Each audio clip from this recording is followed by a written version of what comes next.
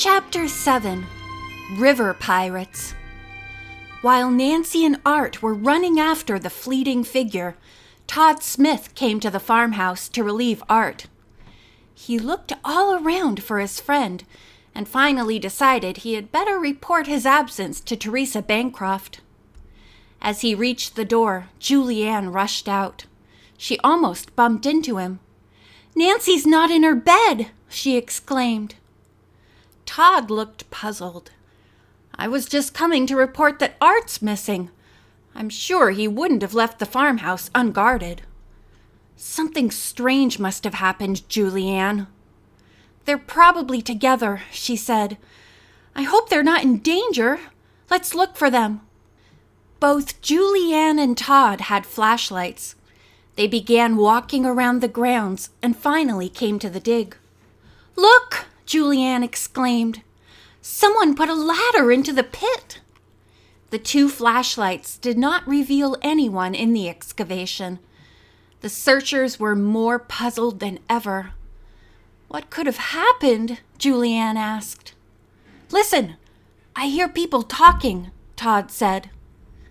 They moved toward the sound, and in a few minutes saw two flashlights bobbing. Their own lights revealed Nancy and Art. "What's going on?" Todd demanded. "Did you see the ladder?" Art queried. "Yes. Whose is it?" Nancy and Art related what they had seen and their chase after Tom Wilson. "We had almost caught up to him when he jumped into a car and rode off," Nancy explained.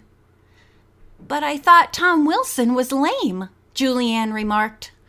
"So did I," Nancy replied. "That man's a fake, and I'm sure now he's Kit Cadle in disguise." Todd wondered what the intruder had planned to take out of the dig. No one could hazard a guess, since all the artifacts and fossils uncovered so far had been brought to the laboratory. "Have you any idea, Nancy?" Todd asked. She shook her head. By this time, Art had pulled the ladder from the excavation. It was crudely made of narrow tree branches from an oak. Nancy suggested that the whole affair should be reported to the state police in the morning and offered to do it for Teresa.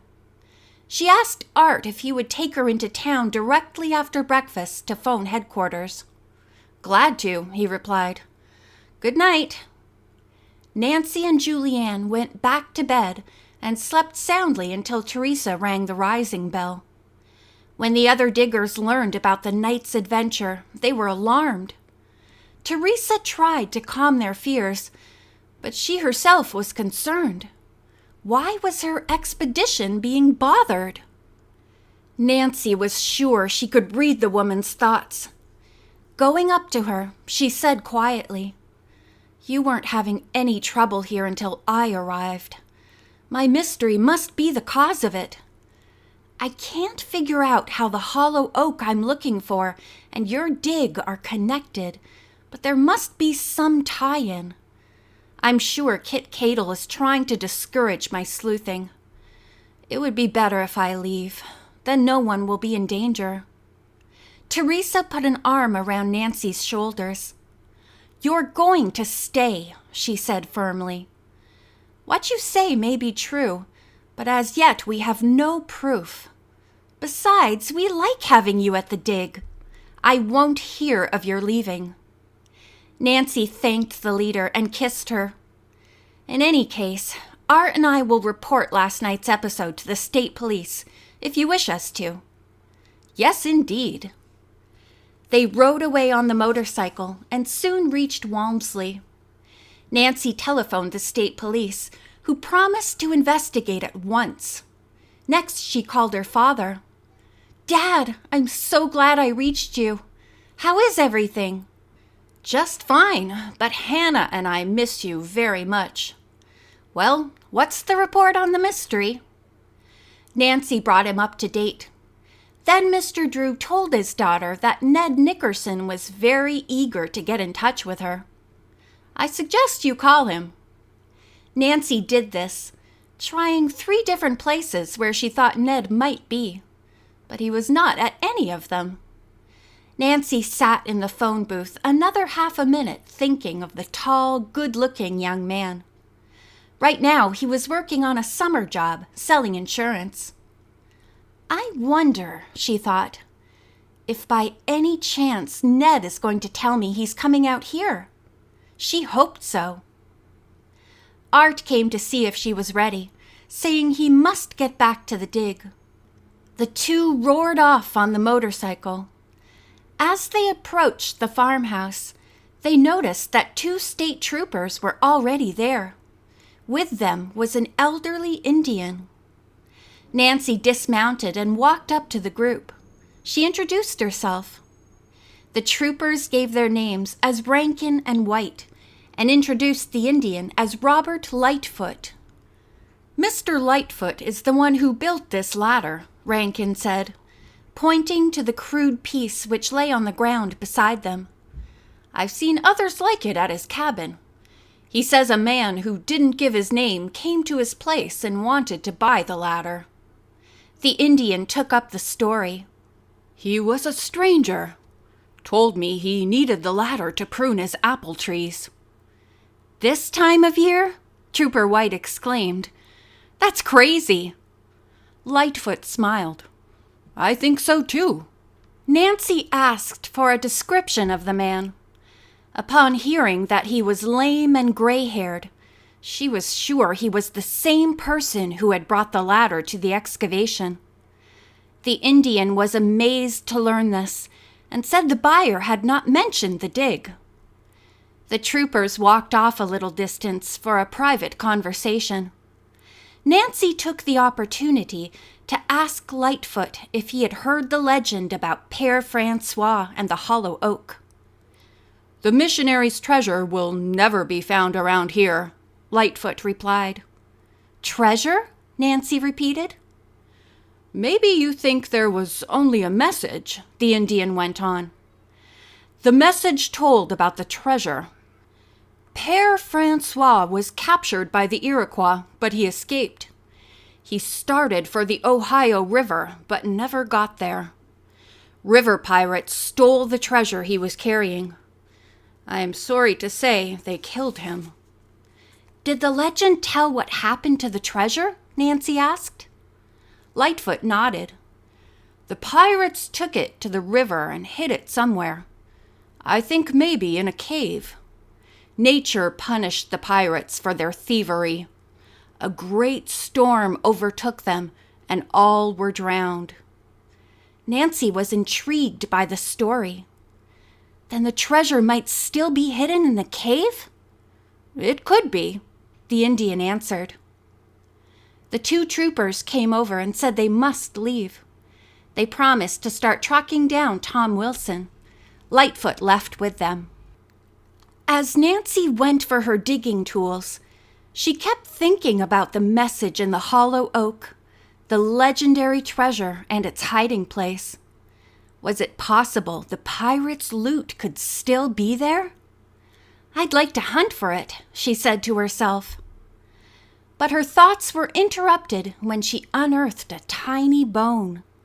A little later, she was delighted to come upon another which matched it. Teresa was thrilled. It was not until evening that Nancy had a chance to tell Teresa about the Indian's story. The archaeologist was interested. She remarked that it was possible to go up and down the Ohio River by towboat and barge. "While you're here, perhaps you'd like to arrange for a trip," she suggested. "You get on at Cairo." "I'd love to," Nancy said. "Tomorrow, Clem is coming to take Julianne and me on another search for the hollow oak with the message. If we don't find anything, perhaps it would be worth looking in caves along the river. The most likely one for pirates to have used would be Cave-in Rock," said Teresa. "It's on the Ohio River near Elizabethtown, Illinois. For a number of years after the Revolutionary War, outlaws and pirates used that cave as headquarters. From there, they preyed on the flatboats carrying pioneers down the river. Now it's part of a state park." "It sounds fascinating," said Nancy. The next morning, Clem's car rattled into the farmhouse yard. Nancy and Julianne were waiting with a box lunch. Clem was cheerful as usual and full of exaggerated stories about the area. Right after he had related one about a pioneer who always shot with 2 guns crossed, Nancy asked him if he had ever heard of Père Francois and the pirates. "Nope, can't say I have." Nancy and Julianne grinned. It was fun to have a story to match Clem's. Nancy told him Lightfoot's version of the Hollow Oak legend. "Well now, ain't that something?" he said, removing his battered straw hat and scratching his head. "Thought I knew all the stories about this neck of the woods." By this time, they had reached the hollow oak with the arrow pointing south and went in that direction to look for another one. After a bouncy ride, they came to a stream of rushing water filled with rocks, many of them sharp. When Clem headed for it, Julianne cried out, "Oh, you're not going to try crossing this?" "I sure am," Clem replied. "Been through here many times." The girls held on tightly as the old open car was driven into the water. It swung from side to side and slid off the rocks. Clem had a determined look on his face. "This is crazy," Julianne whispered. Nancy thought so too, but before she had a chance to say this out loud, the car gave a sudden jerk. The right wheels landed up on the rocks. The car tilted precariously and went out of control. The next instant, it went over on its side, throwing the occupants into the rock stream. End of chapter 7.